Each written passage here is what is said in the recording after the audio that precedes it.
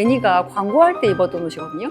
롤렉스 데이토나 시계고요. 저것만 이러면 지금 7년 정도를 거의 매일 한두 캔씩 맥주를 마셨어요. 그 인터넷 쇼핑도 무지 많이 했거든요. 뭐 이렇게 예쁘면 다 샀어요. 프리다이빙을 하기 전과 후의 삶이 다르거든요. 마치 우주에서 둥둥 떠 있는 느낌이고 물속에서 춤을 추고 있는 것 같았어요. 가다가 온갖 쓰레기가 저한테 왔어요. 내가 맨날 사던 옷들 결국 다 어디로 갈까? 웬만한 것들은 정리를 하게 됐어요. 바람, 바다 뭐 이런 거에서 느끼는 거 그런 건 돈으로 살 수 없고 그리고 저의 소비는 바뀌기 시작했어요. 안녕하세요, 이사도라입니다. 여러분, 저 오늘 블링블링 예쁜가요? 오늘은 일부러 이 옷을 입고 왔거든요. 다 명품이에요. 이거 제니가 입었던 샤넬 가디건이고요. 얘는 까르띠에 반지고요. 얘 다이아가 박힌 반지, 맞춤 반지들이고 이거는 롤렉스 데이토나 시계고요. 다 명품입니다. 근데 마지막 소비예요. 이 시계는 저한테 선물하는 거였거든요. 15년 전이었던 것 같아요. 15년 전에 첫 명품 시계는 아니지만 그때 사기 힘든 고가의 시계였고요. 그 다음에 얘네들은 거의 2년 전에 산 것 같아요. 이게 이제 마지막 그런 명품 소비였다고 생각하시면 될 것 같아요. 이 소비들을 왜 끊게 되었냐? 프리다이빙이 저를 구제해줬습니다. 프리다이빙이 구제해줬어요. 그리고 제가 이런 소비만 했냐? 매일매일 혼술하면서 인터넷 쇼핑 중독이 빠져서 쓰지도 않는 것들을 맨날 주문해서 택도 안 되는 옷들을 맨날 집에 막 쌓여 있었어요. 그런 것들 이제 하지 않고 있습니다. 프리다이빙 덕분으로. 대신에 프리다이빙에 1억을 썼습니다. 1억이 넘는 것 같아요. 따져봤더니 미쳤죠. 그 스토리를 이제 풀어보려고 해요. 근데 이게 취미에 돈 썼다는 자랑이 아니라 제가 다시 숨을 쉬게 된 이야기예요. 오늘 영상에서는 딱 3가지 솔직하게 말씀드릴게요. 첫째, 제가 왜 프리다이빙에 이렇게까지 빠지게 됐는지. 둘째, 이퀄라이징이 안 돼서 맨날 코피 흘리던 제가 자격증을 어떻게 땄는지. 셋째, 프리다이빙 이후에 저의 소비, 성격, 삶의 방향이 어떻게 바뀌었는지. 그리고 마지막에 그 1억이 도대체 어디로 갔는지 보여드릴게요. 사실 저는 단 한 번도 쉬어본 적이 없었어요. 제가 프리다이빙 이야기를 하려면 사실 제 인생 이야기가 먼저 나와야 하거든요. 저는 진짜 태어나서 성실하지 않게 살아본 적이 없어요. 모든 분들이 그러시겠지만 조금 특별히 루틴대로 살았던 것 같아요. 제대로 쉬어본 적이 없다는 뜻이기도 하고요. 예고 다닐 때는 보통 그때 8시에 자율학습이 시작했거든요. 근데 새벽 6시에 연습실에 가서 학교에서 혼자 연습을 하고 그리고 수업을 들어갔고, 대학 때도 대학 수업이 9시 시작하잖아요. 그럼 7시에 연습을 하고 수업을 들어갔어요. 그게 대학원 때도 계속 그 루틴이 계속 됐고, 사실은 지금도 저는 7시에 운동을 하니까 평생 그러고 살고 있는 것 같아요. 결혼을 하고 아이를 임신했을 때도 공연을 했고, 결국 한 주도 미리 못 쉬고 양수가 터져서 입원을 했어요. 35주에. 그 36주에 출산을 했는데 딱 3주 쉬고 바로 일을 시작했어요. 이제 그러다가 아이가 7개월쯤 됐을 때 남편이 개원을 했는데 직원을 못 뽑는 거예요. 그래서 잠깐만 도와달라고 부탁해서 제가 잠깐만 들어간 게 이어져서 지금 22년째 하고 있어요. 처음에 저희 남편이 개원했을 때 25평짜리 아주 작은 병원에서 시작을 했고, 제가 들어가서 경영이라는 걸 하면서 병원을 브랜드로 만들고 이렇게 MSO 회사까지 운영하면서 진짜 단 한 번도 멈추지 않고 달려왔던 게 제 인생이었어요. 그렇게 살다 보니까 당연히 중간에 무너졌죠. 번아웃 오고 우울감도 왔었고, 사실 저 계속 얘기하잖아요. MBTI로 말하면 INFP라고. 완전 내향형 아이거든요. 누가 왜 선생님들이 이름만 불러도 귀까지 빨개지고 먼저 저한테 다가오거나 말 시키지 않으면 말도 안 하고 이런 사람이었는데, 무용단에서 무용하고 이런 사회생활을 해봤지 제가 이쪽 일을 하면서 제대로 된 사회생활을 해본 적이 없었거든요. 근데 사업을 하면서 사회는 저한테 정글이었어요. 손님도 너무 무섭고 직원도 무섭고 거래처 대하는데 맨날 울었던 것 같아요. 처음에 일할 때 맨날 울고 진짜 무서웠어요. 어떻게 보면 다 도전이었고 저는 언젠가 다시 무대로 돌아가겠다는 꿈을 꾸고 있었어요. 하지만 꿈은 점점 멀어져 갔고 그때 이렇게 생각해서 이렇게 계속 살면 나는 나를 잃겠구나. 그러다가 갱년기 그 조기 완경이 왔어요. 더 완전 멘탈이 나갔죠. 너무 이른 완경이라서 골다공증의 위험이 있을 수 있다고 해서 호르몬제도 먹기 시작했어요. 시작했는데 그때부터 몸이 급격하게 변하기 시작하는 거예요. 원래는 아이 출산한 후에 살이 조금 쪘지만 20년 동안 몸무게가 그렇게 크게 안 변했거든요. 운동도 늘 하고 있어서. 근데 호르몬을 먹으니까 6개월 만에 4kg가 확 찌는 거예요. 체형도 변하고. 근데 이거는 개개인마다 달라요. 호르몬 먹고 어떻게 몸이 변하는지. 저한테는 그랬어요. 그래서 너무 당황해가지고 헬스를 그때 시작하게 된 거예요. 운동을 하다 보니까 몸이 막 만들어지는 거야. 그리고 막 되게 몸도 예뻐지고. 그래서 PT 선생님이 사진 한번 찍어보지 하는데 에이 40대 중반 아줌마가 무슨 사진을 찍어요 부끄럽게. 그것도 저한테 되게 큰 도전이었던 것 같아요. 근데 생각해보니까 오늘이 가장 젊은 날이잖아요. 그래서 오늘이 가장 젊은 날인데 기록으로 남길까? 그래서 이제 바디 프로필을 찍었는데 진짜 큰 도전이었어요. 그것도. 근데 그 경험이 저한테 되게 큰 깨달음을 주게 된 거예요. 이 나이에도 도전할 수 있고 이 나이에도 뭔가 시작을 할 수 있구나 라는 깨달음을 주게 된 것 같아요. 그래서 그때 시작한 게 유튜브였고 채널 이름이 그때는 아님 말고였어요. 왜냐면 뭐든 해보자. 아님 말고 잘하지 않아도 괜찮아? 저 주변에 저 같은 사람이 있으면 저의 경험을 나누고 싶어서 오늘 가장 젊은 날이니까 뭐든 해보자. 처음이 바디 프로필 공개였으니까 이거 도전으로 넘어가야겠다. 왜냐면 난 도전하고 싶거든. 이렇게 해서 도전으로 넘어가게 된 거예요. 그래서 이제 그렇게 시작을 한 거죠. 마라톤도 하고 등산도 하고 프리다이빙도 해봐라. 직원들이 추천한 거예요. 프리다이빙은. 근데 이거는 정말 대단한 사람들만 하는 줄 알았거든요. 저건 젊고 대단한 사람만 할 수 있는 거라고 생각해서 겁이 났었어요. 그래서 아마 제가 이런 도전 카테고리가 없었으면 유튜브를 찍지 않았으면 프리다이빙에 도전 안 했을 것 같아요. 그냥 저도 지금 저희 친구들처럼 야 그걸 내가 어떻게 해 이렇게 하는데 일단 도전이니까 해보고 아님 말고 이 정신을 도전을 한 거예요. 근데 첫 수업날 아직도 잊을 수 없어요. 물속에 딱 들어가서 그 핀 신고 발이 안 닿는 곳에서 둥둥 뜨는데 이 느낌이 뭐지? 마치 우주에서 둥둥 떠 있는 느낌이고 제일 중요한 거는 제가 물속에서 춤을 추고 있는 것 같았어요. 황홀하다. 그래서 막 되게 몸이 짜릿하게 전율이 온 거야. 막 설레고 내가 그때 어떻게 말하고 다녔냐면 나 프리다이빙하고 사랑에 빠졌어 막 이랬거든요. 프리다이빙을 시작을 했으니까 체험만 하는 게 아니라 자격증을 따야겠다 그 생각을 한 거예요. 그래서 이제 자격증을 따려고 하는데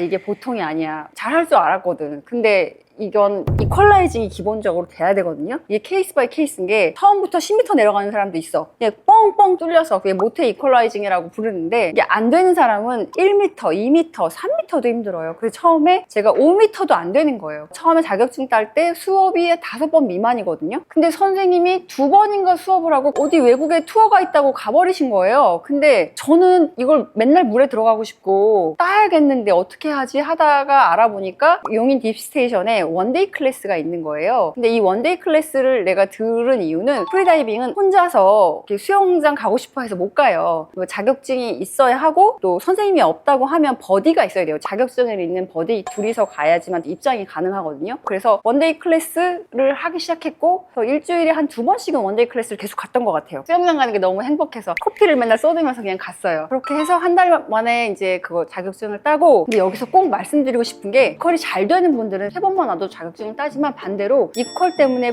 포기하는 분이 진짜 많거든요. 수강생들의 3분의 1은 거의 포기하는 사람이었던 것 같아요. 나는 왜 안 될까 자책하지 말고 그냥 꾸준히 연습하고 하다 보면 분명히 되거든요. 그러니까 포기 안 하셨으면 좋겠어요. 여러분 혹시 입문자분들 중에 제 영상을 보시는 분들이 있다면 이퀄 때문에 힘드시다면 포기하지 마세요. 언젠간 되거든요. 저 지금 레벨 3 1년 반째 하고 있어요. 포기하지 마세요. 그냥 프리다이빙을 즐기면 돼요. 천천히 늦어도 돼. 천천히 가도 돼. 여하튼 자격증을 따고 나니까 맨날 물속에 들어가고 싶은 거야. 머리가 맑아지거든요. 스트레스 많이 받고 머릿속 복잡할 때 물속에 들어가면 스트레스가 싹 사라져요. 저의 스트레스를 날려주고 물속에서 명상하는 느낌이라고 할까? 잠깐 쉬어가는 느낌을 주는 게 바로 이 프리다이빙의 매력이거든요. 그래서 이제 수영장을 맨날 가고 싶고 다른 도전은 하지 말아야겠다. 그냥 나는 프리다이빙만 해야겠다. 프리다이빙을 좀 더 열심히 해보자. 이래서 자격증 따자마자 바로 바다로 나갔어요. 그 바다가 세부거든요. 근데 거기서 저는 생각보다 훨씬 많은 걸 좀 느끼게 해준 바다였던 것 같아요. 왜냐면 바다가 너무 아름답기도 하지만 환경오염 때문에 생태계가 망가져 있고 바다에 둥둥 떠있는 쓰레기들도 보고 그런 장면을 보면서 그때부터 이런 생각이 들더라고요. 내가 맨날 사던 옷들 그리고 아무 생각 없이 쓰던 플라스틱들 결국 다 어디로 갈까?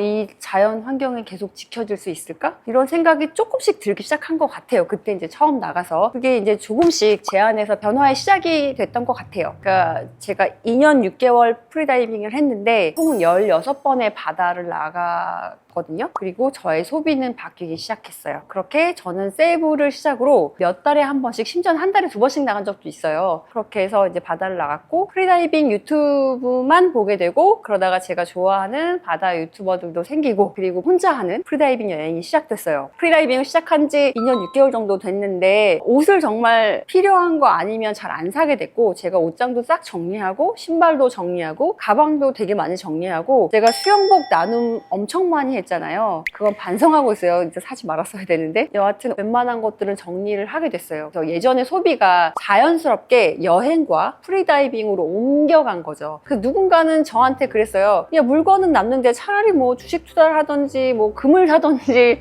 너 여행 가면 남는 거 없잖아 라고 하는데, 저는 오히려 반대로 자연, 태양, 바람, 바다 뭐 이런 거에서 느끼는 거, 그런 건 돈으로 살 수 없고 오히려 더 큰 깨달음을 저한테 자연이 선물해 줬거든요. 그건 굉장히 큰 공부를 한 것 같았어요. 그래서 프리다이빙 이후로 제 삶이 달라진 게 정말 많은데, 대표적으로 6가지만 말해 볼게요. 첫째, 되게 중요해요. 술을 거의 안 마시게 됐어요. 저 예전에 7년 정도를 거의 매일 한두 캔씩 맥주를 마셨어요. 집에 와서 샤워하고 그 딱 한 캔 마시는 게 그게 저의 그냥 힐링 포인트였던 거예요. 하루도 안 빼고 마셨더라고요. 그랬는데 지금은 정말 혼술 절대 안 하고요. 특별한 일 없으면 술은 거의 안 마신다고 보면 돼요. 그게 저의 가장 큰 변화고요. 두 번째, 와, 이것도 진짜 할 말이 너무 많은데 마음이 너무 평온해졌어요. 이게 진짜 무엇과도 바꿀 수 없는 선물이에요. 뭐 진짜 1,000만 원짜리 옷을 사고 2,000만 원짜리 가방을 사도 이 평온한 마음은 가질 수가 없거든요. 근데 프리다이빙은 저한테 이 평온한 마음을 선물해줬어요. 세 번째, 성격이 느려졌어요 라고 말하면 지금 막 웃으실 거예요. 저는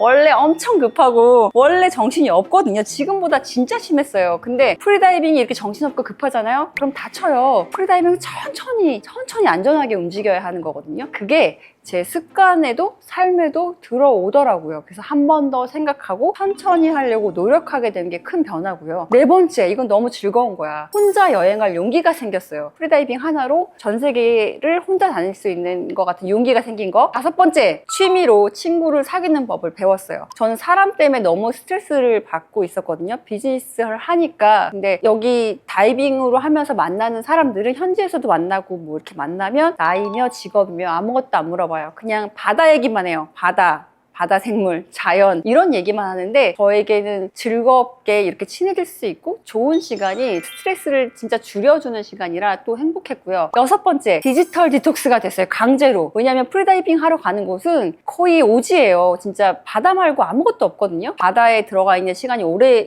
되다 보니까 핸드폰을 안 보게 되고, 근데 그게 저한테 너무 큰 행복한 시간인 것 같아요. 그래서 제가 일하고 떠나고 이거를 반복하는 삶을 살고 있죠. 여러분, 그래서 1억 도대체 어디에 썼냐면요, 저도 오늘 계산해 봤거든요. 2년 6개월 동안 쌓인 비용을 다 합치니까 정말 1억 이상인데, 근데 이게 한 번에 나간 돈이 아니고요, 조금씩 경험이 쌓이면서 이제 커진 비용이에요. 크게 이렇게 나뉘어요. 첫 번째, 여행 비용이에요. 제가 16번 해외 나갔다 그랬잖아요, 다이빙 투어로. 그것만 1억이 넘더라고요. 일단 항공, 숙소, 렌탈 때도 있거든요. 렌트, 다이빙 그 샵 예약. 그렇게 여하튼 그 여행에 들어간 게 1억이 넘어요. 두 번째, 장비 비용. 핀, 마스크, 수트, 수영복, 뭐 기타 등등 너무 많잖아요. 근데 저는 진짜 뭐 이렇게 예쁘면 다 샀어요. 정말 반성합니다. 장비만 3,500 정도 된 것 같아요. 3,500, 4,000 정도 들어간 것 같아요. 반성합니다. 지금은 수영복도 안 사요. 핀도 안 사요. 세 번째, 이거는 교육 풀장 비용 같은 경우는 이건 그렇게 큰 비용은 아니고, 수영장료가 1회 입장료가 한 66,000원 정도 돼요. 근데 그때는 자주 갔지만 지금은 자주 못 가거든요. 바다로 많이 나가서 수영장에 일주일에 한 번씩 간다고 하면 수영장비는 뭐 한 달에 25만 원 정도 들 것 같기는 해요. 네 번째, 카메라 장비. 이거는